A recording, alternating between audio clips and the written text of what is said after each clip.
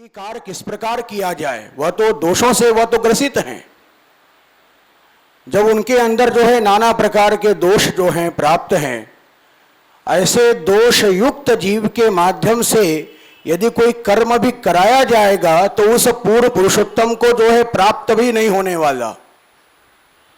तो करने वाला वह दोषों से युक्त है। किस प्रकार उसको अंगीकार करें, किस प्रकार उसको अंगीकार करें शरण में ने, इस प्रकार जब भावना हो रही है तो वह आज की ही रात्रि के समय, जैसा कि हमारे संचालक महोदयों ने पूर्व वक्ताओं ने कहा, तो आज की ही एकादशी के पर्व में साक्षात गोवर्धन धरण जो है प्रकट होते हैं और आचार्य को आज्ञा करते कि सभी दोषों की निवृत्ति के लिए आप इन जीवों को ब्रह्म संबंध कराओ। उस ब्रह्म संबंध कराने के माध्यम से निश्चित है कि इनका जो दोष है वह समाप्त हो जाएगा।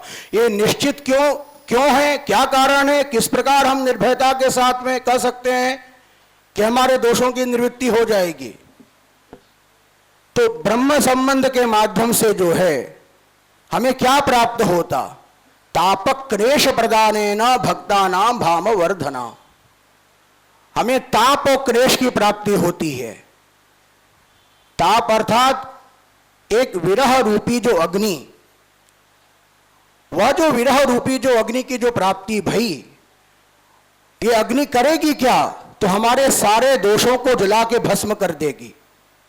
हम पवित्र हो जाएंगे। हमारा केवल कार्य भगवत सेवा ही रहेगा। जिस प्रकार उदाहरण के लिए बतावें कि भूजा हुआ धान को लीजिए, उस भूजे हुए धान को यदि हम खेत में छोड़ेंगे तो उस भूजे हुए धान के माध्यम से कभी भी अंकुर उत्पन्न होने वाला नहीं है। वो अंकुर कौन सा? वृक्ष रूपी अंकुर। कच्चे धान को हम छोड़ेंगे, उसके माध्यम से जो है धान की वृक्ष की उत्पत्ति हो जाएगी, लेकिन पके हुए धान को, हम भूजे हुए धान को छोड़ेंगे तो उसमें से जो है किसी भी वृक्ष की जो है उत्पत्ति नहीं होने वाली। क्यों? क्योंकि वह पक गया है। अग्नि का संसर्ग जो है उसको प्राप्त हो गया है और वह शुद्ध हो गया है। शुद्धता हमें कब प्राप्त होती है? जब अग्नि का संपर्क प्राप्त होता। सुवर्ण की भी शुद्धि करनी हो तो सुवर्ण भी कहाँ जाता है? अग्नि में ही जाता है। अग्नि के माध्यम से ही जो है उस सुवर्ण की शुद्धि का ज्ञात अपने को जो है प्राप्त होता। तो अंततोगत्वा जो विरह रूपी अग्नि जो हम सबको जो प्राप्त भई ब्रह्म संबंध के माध्यम से, तो उस ब्रह्म संबंध ने क्या किया? हमारे सारे दोषों को जो है समाप्त कर दिया। जब हमारे सारे दोष जो है समाप्त हो गए तो उसका फल यही रहता है कि हमारा जो मन है कहाँ पर स्थित भया? तो अक्षरधाम स्वरूप जो भगवान का जो मंदिर है, भगवत सेवा है, तो हमारा मन जो है उसी में स्थित हो गया है, क्योंकि कोई दोष बचे नहीं। हमको सर्वत्र जो है उसी तत्व का ही भान प्राप्त हो रहा है। क्या भान प्राप्त होता है?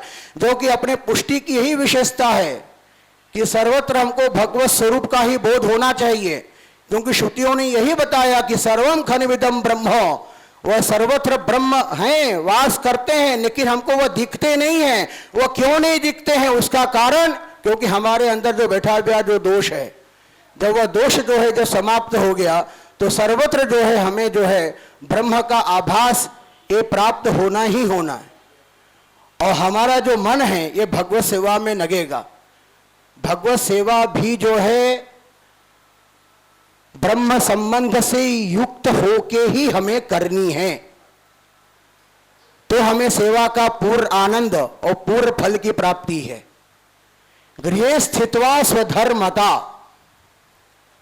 ये ब्रह्म से हमारा संबंध हो रहा है। संबंध अर्थात संपर्क प्राप्त हो रहा है, तो उसका तात्पर्य यही है कि उस ब्रह्म से हमारा विवाह, ये विवाह कौन सा? ये लौकिक वाला विवाह नहीं। लौकिक वाला विवाह का संपर्क कब तक रहेगा? किससे है? तो शरीर से है, लौकिक विवाह से।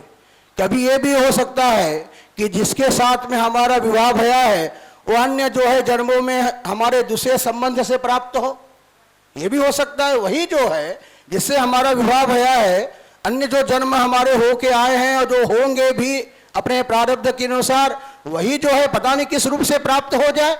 लेकिन यह ऐसा विवाह है जिसमें अलौकिकता है। अलौकिकता अर्थात इस विवाह का संबंध मात्र शरीर से हो ऐसा नहीं, इस विवाह का संबंध जो है अपनी आत्मा से है। आत्मा का संबंध जो है इस ब्रह्म संबंध से प्राप्त होता, अर्थात आत्मा को भी शुद्ध करने वाला ये ब्रह्म संबंध है।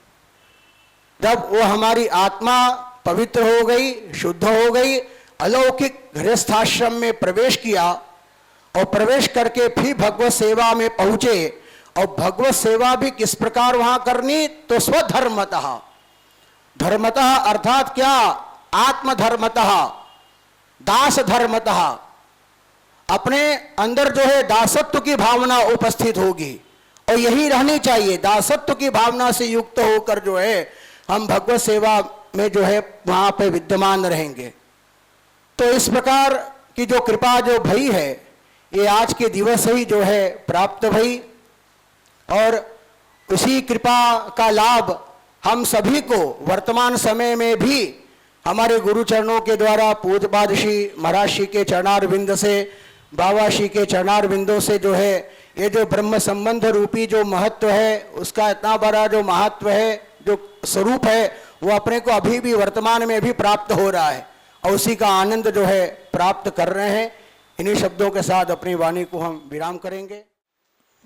यस्वीयान् गत साधनान्धगणयन् नानापराधान् परान् नैकेनैव कृपा सुधा जलधरा सारेण संसिञ्चति श्यामत्वं निजशोभया परमपुरध्यानेन यत्कौरताम् तं रायोत्तरशब्दमुद्धृतनिजं श्रीमन्मुकुन्दं भजे।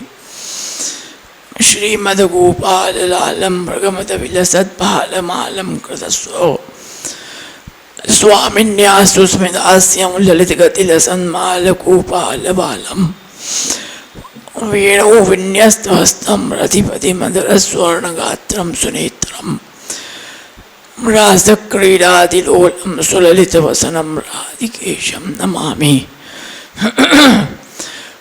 नमो नमस्ते स्तुषभाय सात्वतां विदूरकाष्ठाय मुहुक्कुयोगिनां निरस्तसाम्यातिशयनराधसा स्वधामणि ब्रह्मणि रंसते नमः।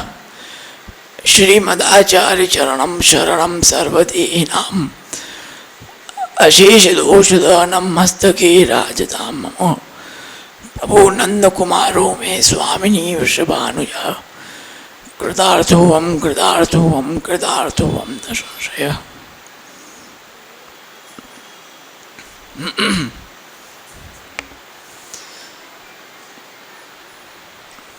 सर्वप्रथम जगत गुरु श्री वल्लभाचार्य के कुल चरणारविंद में नमन करते हुए परम दयाल श्री प्रभु चरण विश्लेष प्रभु के चरण के कमलों में नमन करते हुए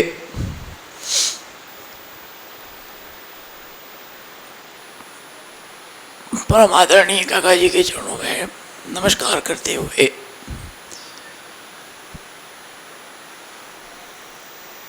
चिरंजीव प्रिया बेटी जी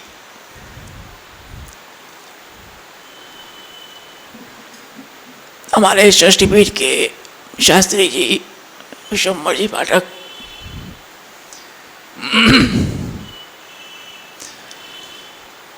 तथा समस्त उपस्थित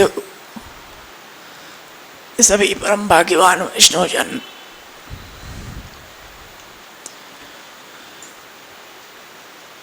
जैसा कि सर्वविदित है, आज का दिवस पुष्टि प्राकट का दिवस है।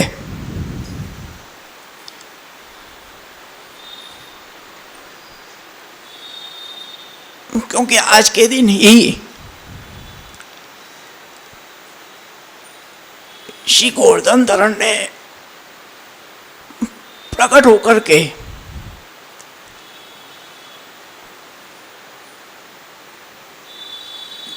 जो श्री वल्लभाचार्य चरण को आज्ञा दी,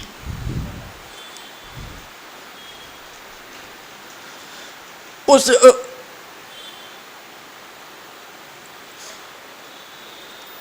आज्ञा का अनुसरण करते हुए ही श्री वल्लभाचार्य चरण ने समस्त देवी जीवों को अंगीकार किया और साक्षात नंदनंदन यशोदानंदन श्री कृष्ण का सीधे हमसे संपर्क कराया।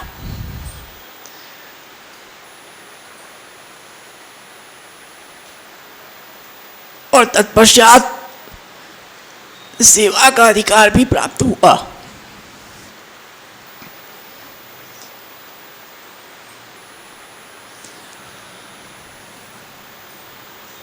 सिद्धांत रहस्य में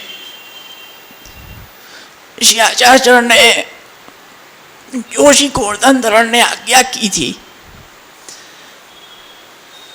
वो जो 1.5 श्लोक आपने आज्ञा की, उसका पूरा सार आपने सिद्धांत रस में बताया, उसको प्रकट किया।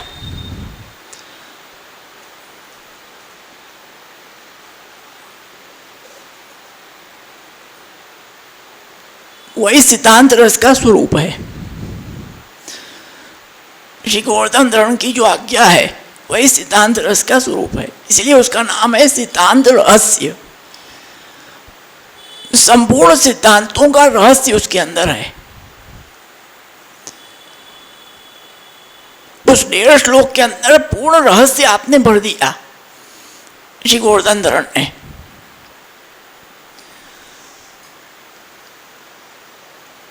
तो जब जीव श्री गोवर्धन धरण की आज्ञा से श्री वल्लभाचार्य चरण ने जब जीव को अंगीकार किया,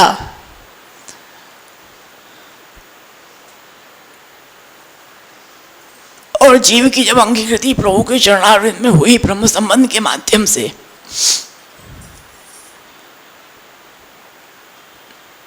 तो उसके अंदर से जितने भी दोष थे उन सब दोषों की निवृत्ति हो गई।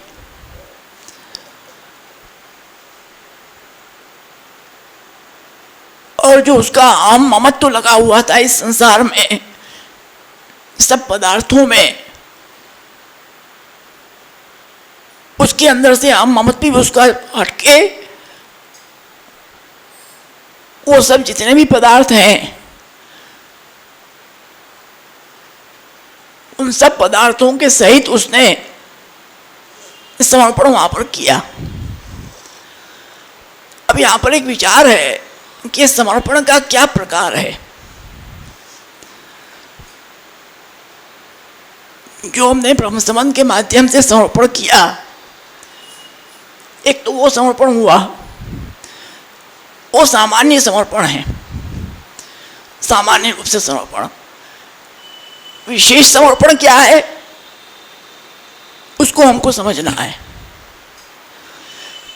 इसलिए सिद्धांत रस में श्री आचार्य चरण क्या करते हैं कि निवेदिभिः समर्प्यैव सर्वं कुर्यादिति स्थिति।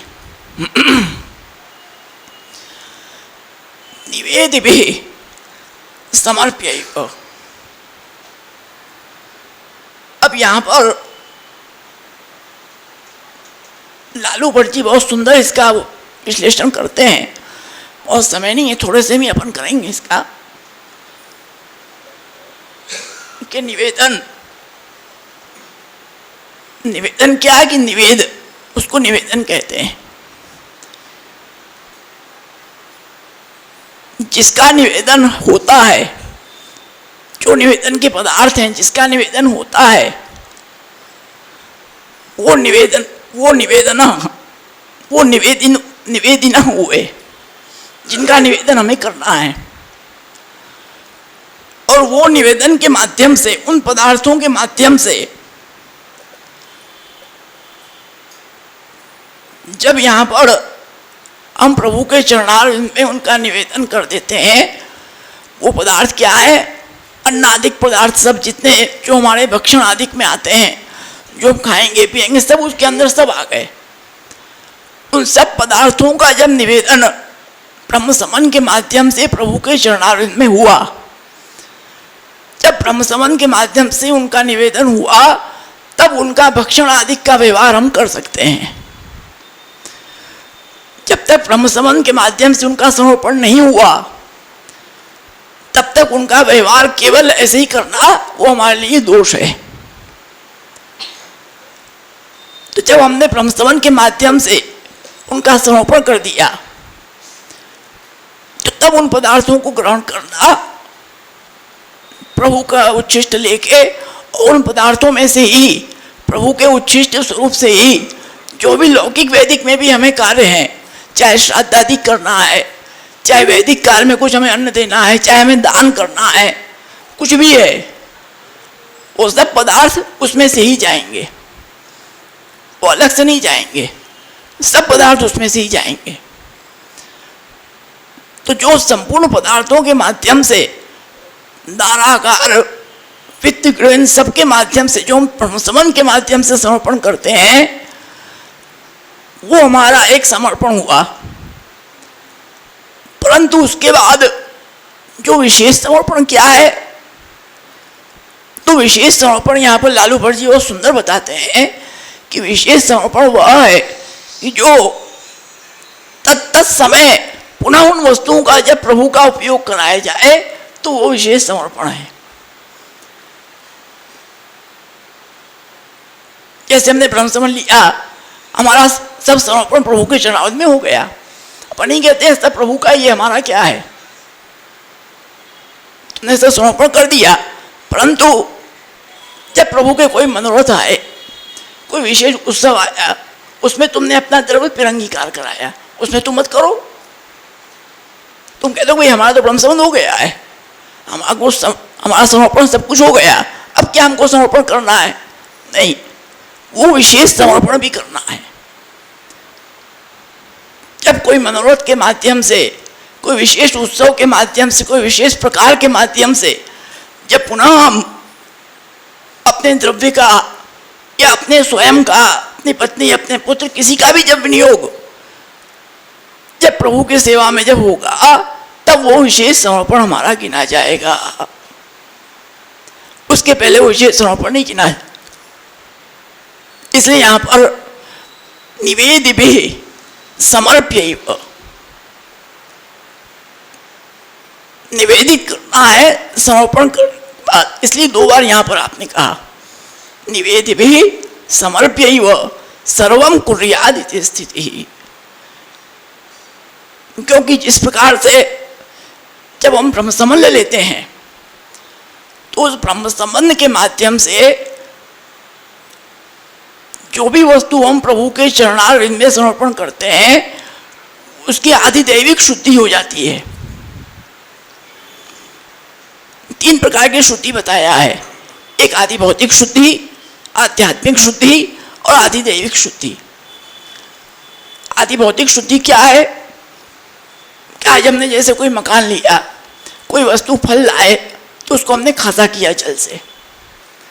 कोई फल लाते हैं सबसे पहले खासा करते कि नहीं करते हैं अपन, सीधा ऐसे प्रभु के भोग नहीं धरते, तो वो आदि भौतिक शुद्धि हुई। उसके बाद जब हमने प्रभु को भोग धरा, तो भोग धरा जब शंखोदक हमने किया, तो शंखोदक जब हमने किया तो उस मंत्र से जब जल से हमने अभिषेक किया तो उसकी आध्यात्मिक शुद्धि हुई उस पदार्थ की। और उसके बाद जब प्रभु ने उसका अंगीकार किया, जब हमने प्रभु को समर्पण उसका किया, तब उसकी आधिदैविक ब्रह्म संबंध के माध्यम से आधिदैविक शुद्धि हो गई। तो ये 3 प्रकार की शुद्धि हुई, तब प्रभु ने उसको अंगीकार किया। इसी प्रकार से आज कोई चीज़ें हम जब लेते हैं, जैसे मकान हमने लिया, तो पहले मकान कोई नया बना तो उसके बाद हमने उसको पहले धुलवाते हैं अपन, एक बार उसको जल से धो लो, फिर उसमें वैदिक कार्य होता है, तो आध्यात्मिक शुद्धि हुई उसकी। और फिर जब प्रभु विराजते हैं, जब वैष्णव मंडली होती है या प्रभु का कोई मनोरथ होता है, वैष्णव महाप्रसाद लेते हैं, तब उसकी आधिदैविक शुद्धि हुई। तो इस प्रकार से वो उसकी शुद्धि होती है, तब प्रभु उसको अंगीकार करते हैं।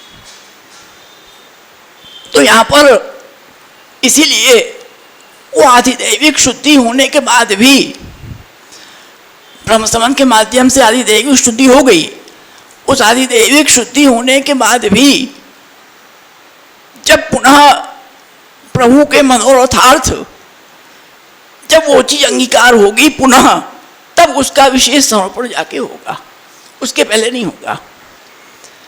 ब्रह्म संबंध के बाद भी जब विशेष रूप से जब माध्यम से जब वहाँ पर उसका उपयोग करावेंगे हम, तब वहाँ जाके जब उसको प्रभु अंगीकार करेंगे तब उसकी पूर्ण रूप से शुद्धि होगी और वो विशेष समर्पण हमारा कहा जाएगा। ब्रह्म संबंध तो सबने ले लिया है, उसके बाद किसी को सेवा पधराने की या मनोरथ करके अपनी सेवा पधराने की या सामग्री वगैरह की क्या जरूरत है? समर्पण तो हो ही गया हमारा, हमने सब कुछ पहले ही कर दिया। दानान सुतान ग्रहान प्राणान यद परस्मै निवेदनम, सब कुछ निवेदन हो चुका हमारा। परंतु उसके बाद भी हम करते हैं कि नहीं करते हैं? ठाकुर जी को सामग्री लगाते हैं, प्रभु का मनोरथ करते हैं, कोई प्रभु के लिए वस्तु लेके आते हैं अपने द्रव्य से, अथवा अपन स्वयं भी सेवा में लगते हैं, अपन स्वयं सिद्ध करते हैं। तो ये जितने भी प्रकार हैं ये ब्रह्म संबंध के बाद होते हैं। तो ब्रह्म संबंध में एक सामान्य रूप से समर्पण हुआ और उसके बाद जब उस समय विशेष अवसर पे जब हमने प्रभु को अपना द्रव्य या हम अपने आप को स्वयं अपने देह से, अपने तन से, अपने मन से, धन से जब प्रभु को हम अंगीकार करावे अपने स्वयं को, तो वो हमारा विशेष समर्पण होगा। जब दोनों समर्पण होगा तब हमारा समर्पण पूर्ण होगा, उसके पहले समर्पण पूर्ण नहीं होगा। नहीं तो लोग कहने को कह सकते हैं ब्रह्म संबंध हो गया, हमको अलग से करने की जरूरत क्या है, अब कुछ ना करें, हम सब कुछ प्रभु के चरणारविंद में समर्पण कर ही दिया है हमने। परंतु ऐसे नहीं होगा, उसके बाद भी आपको समर्पण करना पड़ेगा और वो क्रम सतत चलेगा। ऐसे नहीं कि एक बार कर दिया हो गया, वो क्रम सतत चलता चलेगा। जब प्रभु के कोई मनोरथ आए, कोई अवसर आया, आपको विशेष रूप से अपना द्रव्य, अपना देह वहाँ पर आपको अंगीकार कराना है, तब आपका विशेष समर्पण वहाँ पर माना जाएगा। तो विशेष समय न लेते हुए श्री आचार्य चरण ने ऐसी अपनी मर्यादा रखी है, इसलिए यहाँ पर कहा कि स्थिति ही कहा, स्थिति शब्द आया है कि निवेदिभिः समर्प्यैव सर्वम कुर्यादिति स्थिति। स्थिति इसलिए कहा गया कि उकुला क्या करते हैं कि स्थिति नाम मर्यादा, अनुल्लंघ आज्ञा, जो आज्ञा का उल्लंघन नहीं हो सकता है, इसलिए स्थिति कहा। यही हमारी मार्ग की मर्यादा है। जब समर्पण करके ही हमें कहीं भी उसका वो करना है। इसलिए श्रीमद् भागवत में भी आता है, तोय पुक्त गंध अचो चर्चाल अलंकृत उच्छिष्ट भोजनो दासा तो मायाम जय मही। स्पष्ट रूप से आता है कि प्रभु को समर्पित करके ही जो उच्छिष्ट है उस उच्छिष्ट का हमें भोग करना है। और अगर ये हम समर्पणी हैं, वैष्णव हैं, तो इस चीज़ का खास ध्यान रखो कि आपको कोई भी कार्य करना हो, चाहे लौकिक कार्य हो, चाहे वैदिक कार्य हो, चाहे श्राद्ध में आपको भोजन, ब्राह्मण भोजन कराना है, चाहे आपको ब्राह्मणों को कुछ प्रसाद माध्यम से उनको कुछ देना है, चाहे आपको वैदिक कार्य आप कर रहे हो, उस वैदिक कार्य में कुछ भोग सामग्री आपको देना है, जैसे माला फूल देना है, बीड़ा देना है, तो वो सब प्रसाद ही होना चाहिए, अलग से नहीं होना चाहिए। प्रभु का जो समर्पित है, हमारे प्रभु पूर्ण पुरुषोत्तम परब्रह्म का जो उच्छिष्ट है, वो उच्छिष्ट ही वहाँ पर आएगा, तब वो देवताओं को प्रिय होगा। और वही वैष्णव का कर्तव्य है, और वही हमारा भी कर्तव्य है कि उच्छिष्ट का ही हम ग्रहण करें और ऐसे ग्रहण ना करें। तो यहाँ पर आचार्य ने बहुत सुंदर अपने आज्ञा की कि ब्रह्म संबंध के माध्यम से एक बार पूर्ण समर्पण होता है, उसके बाद पुनः जो हम मनोरथ में और प्रभु को अंगीकार कराते हैं वो हमारा विशेष समर्पण है।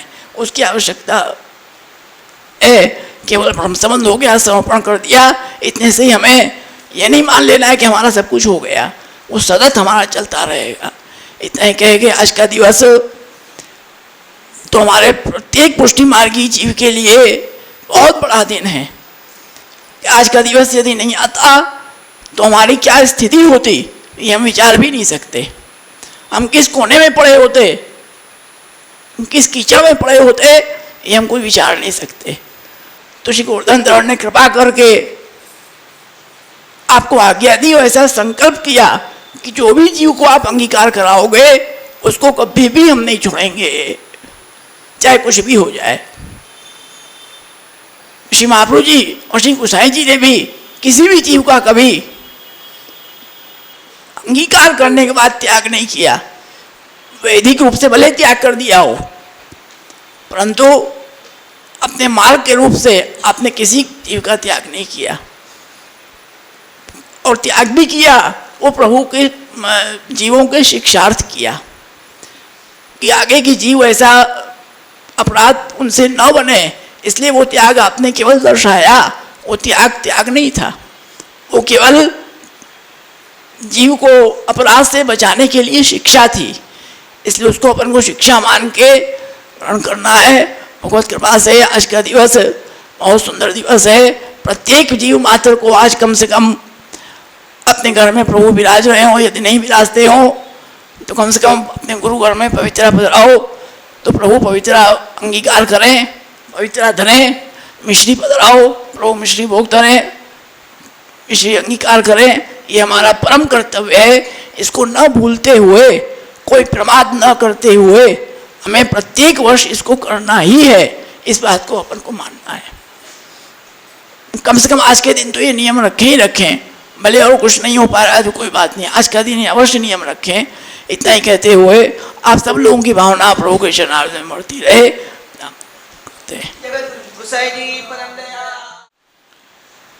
संचिन्तयेत् भगवतश्चरणारविन्दं वज्राङ्कुशज्वर सरोरुलाञ्छनाढ्यम् उक्तुङ्गरक्तविसन्नखचक्रवाल ज्योत्स्नाविरात महद्हृदयान्तकारं यच्छौचनिःसृतसरित्प्रवरोदकेन तीर्थेन मूर्ध्नधिकृतेन शिवः शिवोऽभूत् ध्यातुर्मनश्शमलशैलं सृष्टवज्रं ध्यायेच्चिरं भगवतश्चरणारविन्दं वन्दे नन्दव्रजस्त्रीणां पादरेणुमभीक्ष्णसः यासां हरिकथोद्गीतं पुनाति भुवनत्रयं श्रीमदाचार्यचरणं शरणं सर्वदेहिनाम् अशेषदोषदहनं मस्तके राजतां मम न मंत्रेण तंत्रेण च ज्ञानसिद्धिर्न वैकुण्ठबुद्धिस्तु वैकुण्ठलोके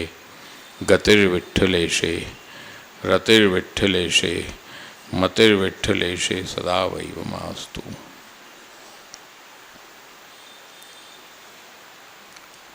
सर्वप्रथम श्री वल्लभ प्रभु के चरणों में वंदन करते हुए चिरंजीव बाबा साहब, आदरणीय शास्त्री जी, उपस्थित समग्र परम भाग्यवान वैष्णवजन, आज सर्वविदित है पुष्टि प्रागट्यका दिवस, श्रावण शुक्ला एकादशी। चूँकि काशी में अपन बैठे हैं तो ज़्यादातर लोग इसको शिव का मास कहते हैं और शिव जी का इसमें बोलबाला रहता है, परंतु नक्षत्र से मास बनते हैं। मास तो नक्षत्र से बनते हैं और श्रवण नक्षत्र से श्रावण मास बनता है और श्रवण नक्षत्र है विष्णु का, ये विष्णु का है। तो इस विषय में विचार का विषय, शास्त्री जी बैठे ही है यहाँ, तो विचार का विषय है कि ये मास भी विष्णु का मास है और इसीलिए इसी मास में ये विशेष प्रकार हुआ। ब्रह्म संबंध का जो विषय है, ब्रह्म संबंध के विषय में वैसे तो एकादश स्कंध अपन उठा के देखें, श्रीमद् भागवत योगेश्वरों वाला प्रसंग, नव योगेश्वर, उसके अंदर ये ब्रह्म संबंध का पूरा क्रम आ जाता है। दारान सुतान ग्रहान प्राणान यत् परस्मी निवेदनम, ये पूरा क्रम उसमें आ जाता है। तो क्या श्री महाप्रभु जी ने उसी का अनुवाद किया है? एक प्रश्न आता है, परंतु ये अनुवाद नहीं है। अनुवाद करना होता तो भगवद आज्ञा का इंतजार नहीं होता, क्योंकि वो तो उसमें प्राप्त है श्रीमद् भागवत में। उसी का अर्थ प्रकट करने के लिए आप पधारे हैं, वो तो आपको मालूम ही है, परंतु आप उस इंतजार में विराजिए।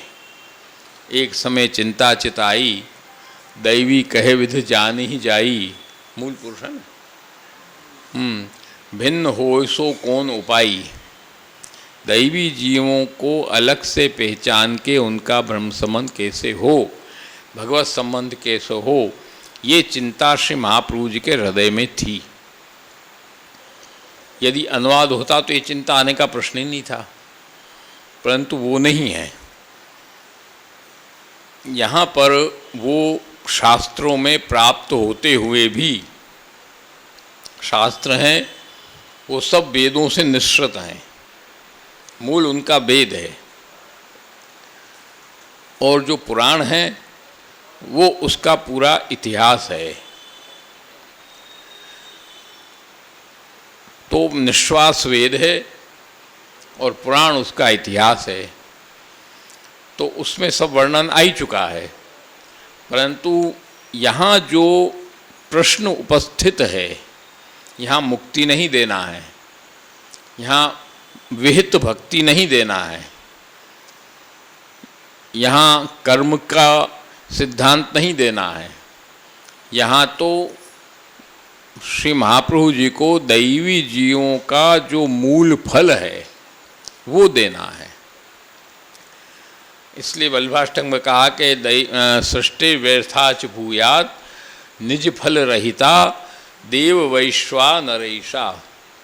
जो श्री महाप्रभु जी का प्रागट्य नहीं हुआ होता तो ये सृष्टि निज फल से रहित हो जाती, निज फल नहीं मिलता। सब आचार्य हुए हैं, सब आचार्यों ने मुक्ति वगैरह भक्ति सबका वर्णन किया है, कोई इसमें कोई नई बात नहीं है, परंतु जो निज फल है वो निज फल नहीं मिलता। श्री महाप्रभु जी प्रकट नहीं होते तो इसलिए ठाकुर जी को आज्ञा देकर के अपने ही अनुभाव को प्रकट करना पड़ा महाप्रभु जी के रूप में। आके ही है वो वल्लभाष्टक में, हाँ, तस्यैवात्मानुभाव प्रकटन हृदय स्नाज्ञया प्रादुरासीद भूमौ यस्सन मनुष्याकृति, मनुष्य की आकृति में अति करुण तम प्रपद्ये हुताशम अग्निस्वरूप।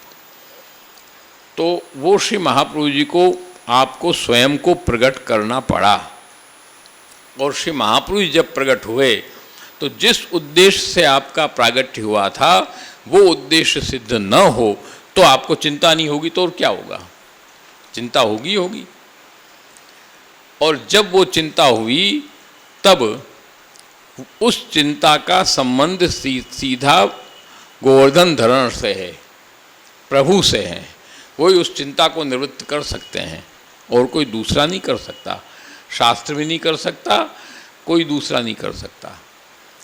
वो चिंता की निवृत्ति श्री गोवर्धन धरण ने अर्धरात्रि, ये बड़ी समझने की बात है, जन्माष्टमी में भगवत प्रागट्य कब है, वही अर्धरात्रि। अर्धरात्रि में ही पूर्ण पुरुषोत्तम पर ब्रह्म का प्रागट्य हुआ। यहाँ भी अर्धरात्रि, वैसे सौर मास से हिसाब से देखें तो सावन में ही जन्माष्टमी है। सौर मास के हिसाब से देखें, गुजरात में सब लोग जन्माष्टमी भाद्रपद में नहीं मानते हैं। भाद्रपद कृष्णाष्टमी जन्माष्टमी नहीं है, वहाँ पर श्रावण कृष्णाष्टमी जन्माष्टमी है। तो श्रावण मास दोनों तरफ चलेगा, ये भी सावन है वो भी सावन है, क्योंकि सौर मास के हिसाब से वो 15 दिन आगे बढ़ जाएगा। अपने पूर्णिमा से चलता है, 15 दिन का फर्क आ जाएगा। तो उस अर्धरात्रि में भगवत प्रागट्य हुआ, और इसी तरह यहाँ भी अर्धरात्रि में श्री गोवर्धन धर ने प्रकट होकर श्री महाप्रभु जी को आज्ञा दिया कि ब्रह्म संबंध कराओ। इसमें स्वप्न नहीं है, प्रेरणा नहीं है, अनुभव नहीं है, कुछ भी नहीं है, प्रत्यक्ष आज्ञा है। क्योंकि निज फल भी प्रत्यक्ष ही प्रदान करना है, वो बिना निज फल प्रत्यक्ष के नहीं हो सकता प्रदान। साकार, इसलिए तो शुद्धाद्वैत साकार ब्रह्मवाद की आपने स्थापना की। साकार ब्रह्मवाद है अपने यहाँ। अपने यहाँ कोई प्रतीक रूप में भगवत सेवा नहीं है, इस बात को ध्यान दो। प्रतीकत्व न भगवत सेवा नहीं है जैसे पूजा मार्ग में है, वहाँ प्रतीकत्व न उपासना है। यहाँ तो साक्षात भगवत सेवा है। तो इसलिए साक्षात ही प्रकट होना पड़ा ठाकुर जी को, और साक्षात प्रकट होकर के आपने आज्ञा दी कि ब्रह्म संबंध कराओ। ब्रह्म संबंध करणात सर्वेशाम देह जीव यो हो। यहाँ सर्वेशाम शब्द आया है, केवल मनुष्य नहीं है, सब आ गए, पशु पक्षी सब आ गए। श्री गोसाई जी ने कबूतर को भी तो ब्रह्म संबंध दिया, कबूतर कबूतरनी को, सब इसके अंदर आ गए। वहाँ हरिण, धन्यास्तु मूढ़मतयोपि हिरण्येता, उनको भी ऐसा फल प्राप्त हुआ। नंद नंदन धन्या, वहाँ हरणियों को व्रज गोपियाँ धन्य कह रही है कि वो धन्य हैं, हम अधन्या, वयम अधन्या, हम अधन्य हैं। धन्य तो ये है। विचित्र वेशम या नंदनंदन मुपात विचित्र वेशम, बहुत गंभीर विषय है ये सब। इसी तरह पक्षी, प्रायो बताम विभगा मुनियो वनेस्मिन, इसी तरह गैया हैं, गावर्श्च कृष्ण मुख निर्गत वेणुगीत, सब ऐसा ही है। देह जीवो सब आ गया, सर्वेशाम सब आ गए।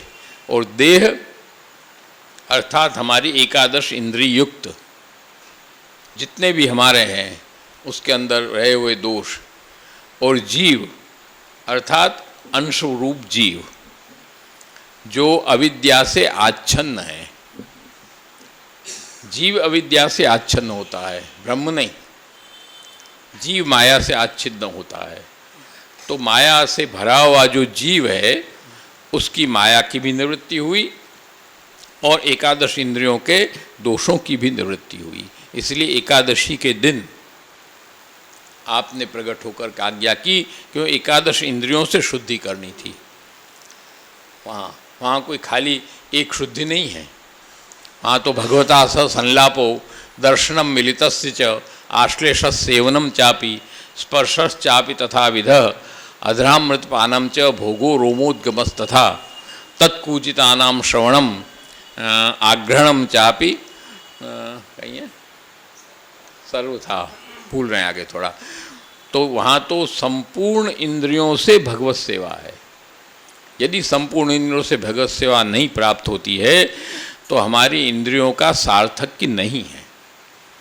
आँख भगवान ने तुमको दिया, आँख दिया भगवान ने, आनंद से तुम देख रहे हो, सब नहीं देख रहे हो। एक अंधा है, वो नहीं देख पाता है, वो कुछ नहीं देख पाएगा। अब इन दोनों व्यक्तियों को एकदम अंधेरे डार्क रूम में बैठा दो, दोनों व्यक्तियों को, अंधे को भी बैठा दो और आँख वाले को भी बैठा दो, डार्क रूम में ले जाके बैठा दो। क्या फर्क रहा? क्या फर्क हुआ? तुम्हारे आँख है, सब कुछ है, परंतु तुम देख नहीं पा रहे हो। उसके आंख नहीं है, वो भी नहीं देख पा रहा है, दोनों अंधे हो गए, कोई फर्क नहीं पड़ा। इसी तरह से जब हम संसार रूपी गर्त में, अंधकूप में जब हम पड़ जाते हैं हमारे सब इंद्रियों के साथ, तो हम और अंधा दोनों एक हो जाते हैं, फिर कोई उसमें फर्क नहीं रहता है।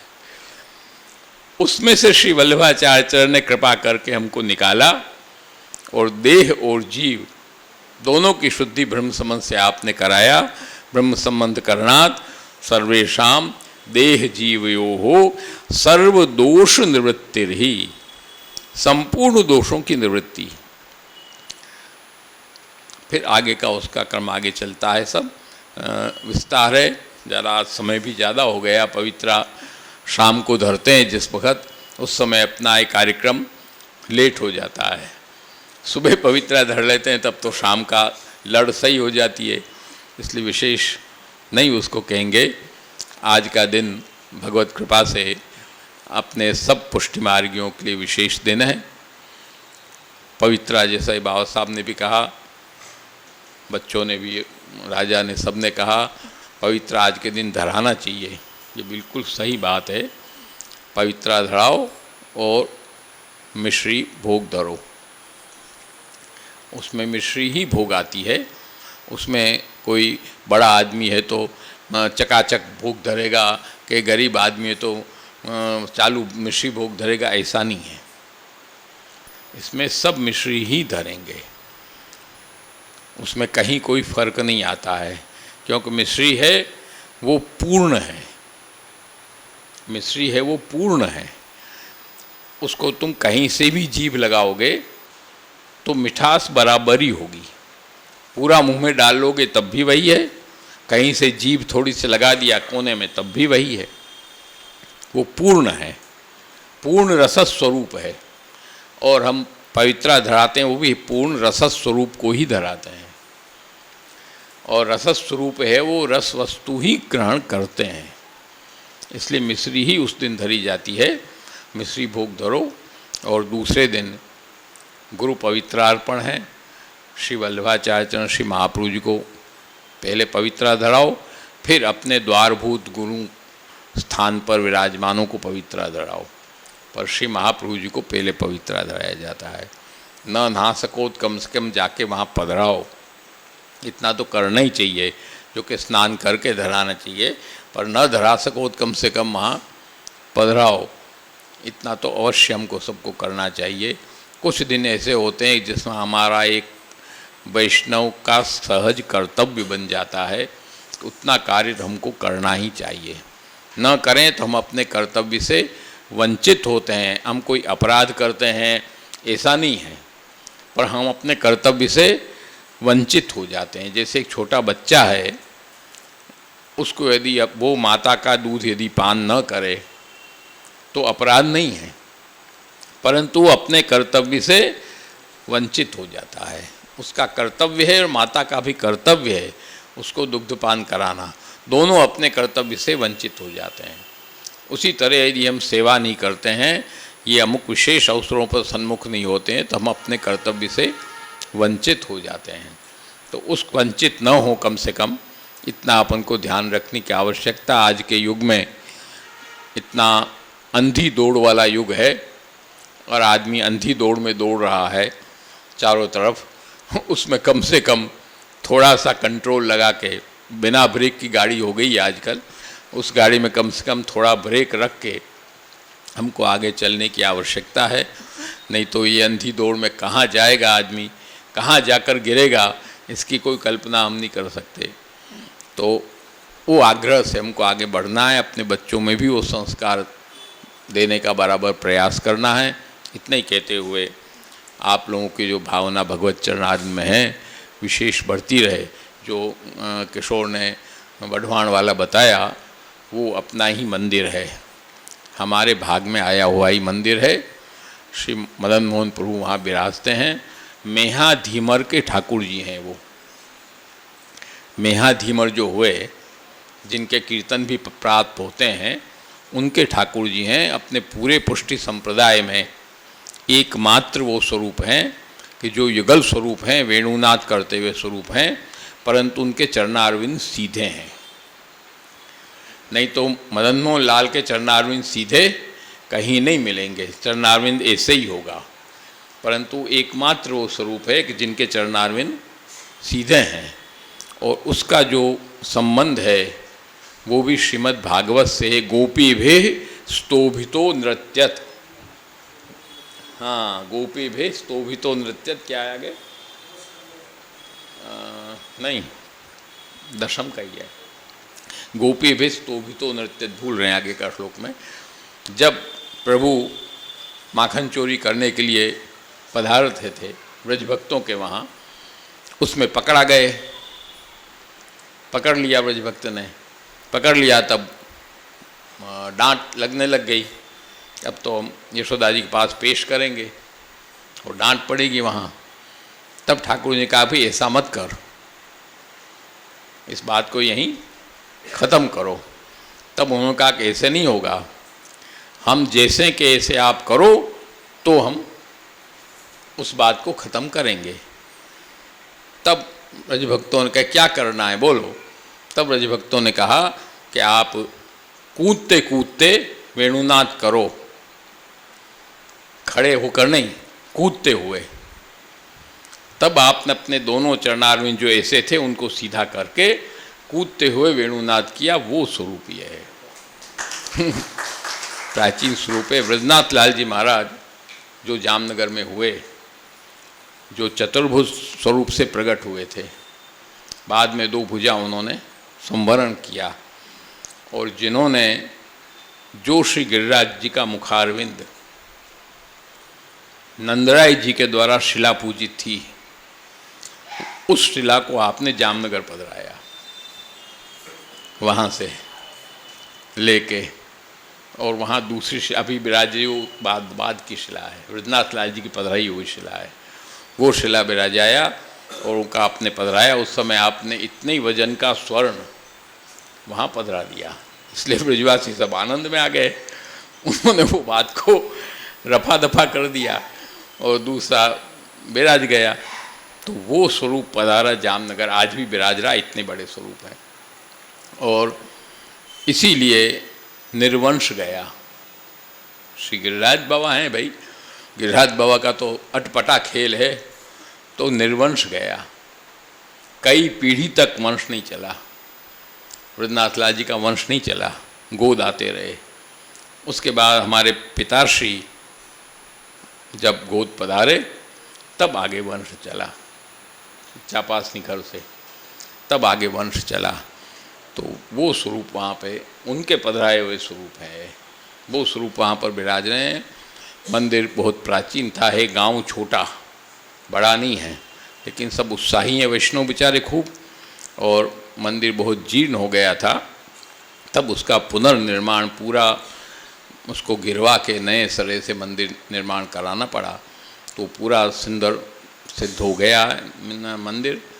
और अब मार्गशीर्ष कृष्णा पंचमी, बाबा साहब के बहू जी का जन्मदिन है उस दिन, और दूसरे दिन बाबा साहब का जन्मदिन है, तब के दोनों वहाँ पर होंगे।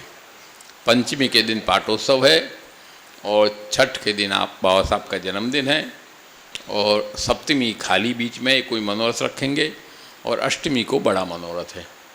इस तरह से वहाँ प्रोग्राम रखा गया है। तो समग्र वैष्णवों के यहाँ भी गुजराती पत्रिका को हिंदी अनुवाद करा के वितरित कर किया है। जिन वैष्णवों को सेवा देनी वो भी दे सकते हैं।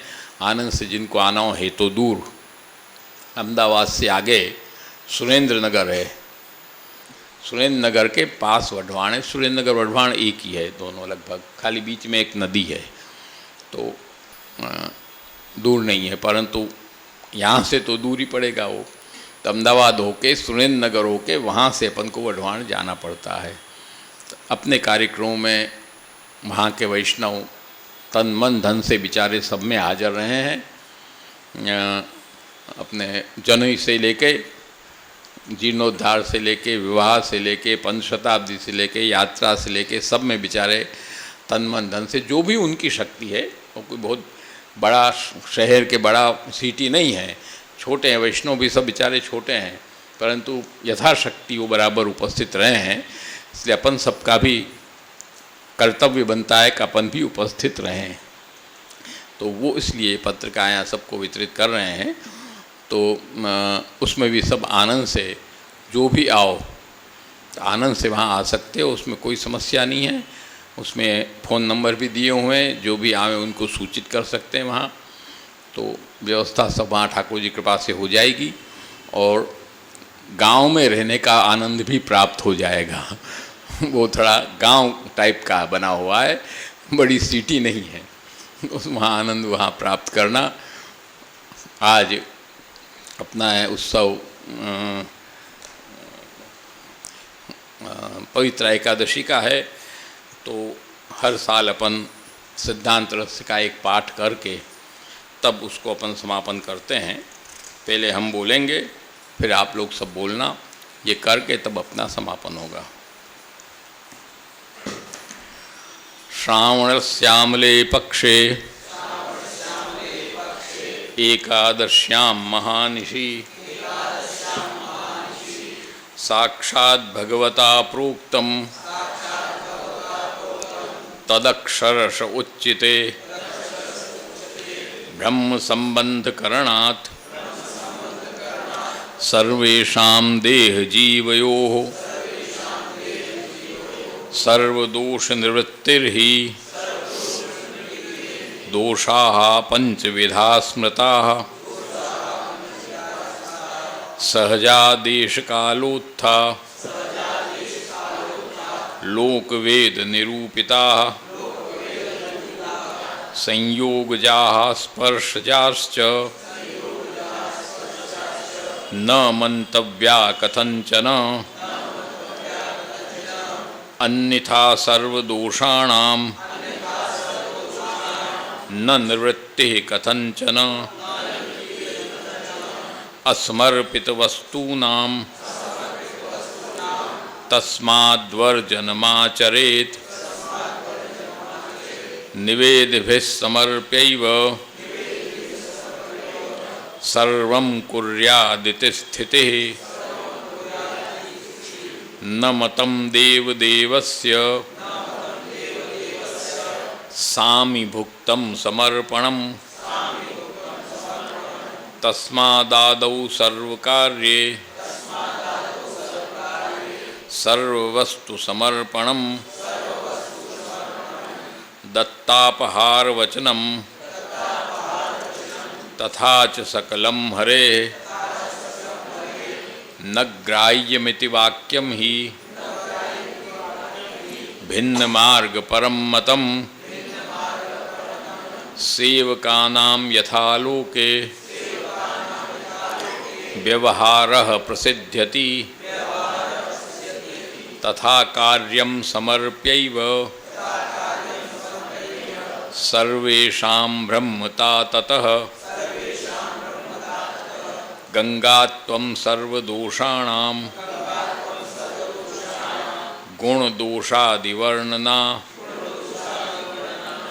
गंगात्वेन निरूप्या स्यात्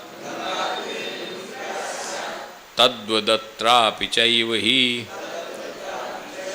इति श्रीमद् वल्लभाचार्य विरचितं सिद्धांत रहस्यम संपूर्णम।